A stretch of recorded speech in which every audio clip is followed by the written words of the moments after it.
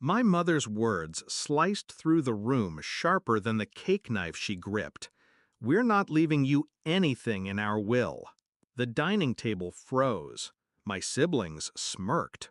My fork hovered midair. I nodded once and kept eating. They thought I'd crack, beg, rage. Instead, I chewed my bite of roast beef as if nothing had shifted. But something had. Inside me, a line was drawn. It had always been this way. From childhood, I was the outsider. My brother, the golden boy. My sister, the delicate one. Me, the worker bee. Invisible unless they needed something done. When I paid for Mom's prescriptions, it was forgotten. When I covered Dad's overdue bills, no one said thank you. But the one time I missed a family barbecue, I was branded selfish.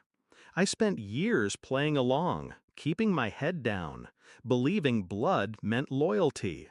But loyalty, I learned, was a one-way contract. The cracks had shown slowly. Once, I overheard Mom on the phone. "Audrey will be fine. She doesn't need us. The house goes to Brian, of course." Another time, my sister asked me to co-sign her loan. When I hesitated, she hissed, "You're just jealous I'll get more than you when they're gone." It wasn't the money, it was the contempt, the way they dismissed my worth, as if I were a placeholder in my own family. So when Mom declared it openly at her birthday table, I didn't flinch. I had already shifted into silence, the most dangerous weapon. Because what they never noticed, what they never cared enough to see, was what I had been building when they weren't watching. The first app I coded, they laughed at. "People pay for that? That's not a real job." The first contract I signed, they ignored. The first million I made, I didn't tell them.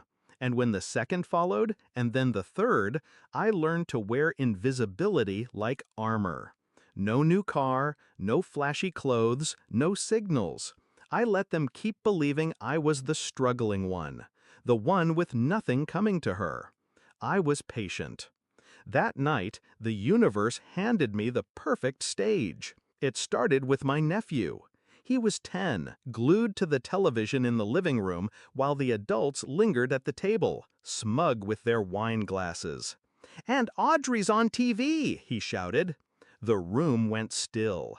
Chairs scraped. My mother's birthday smile froze. We all turned toward the screen.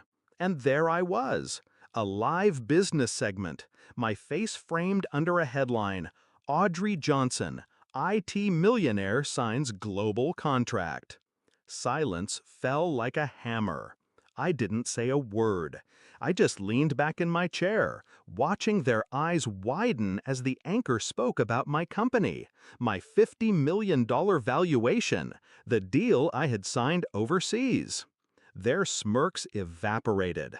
My mother's knuckles whitened around her glass. My father swallowed hard. For once, they looked at me, not through me. And I made sure they saw nothing in return.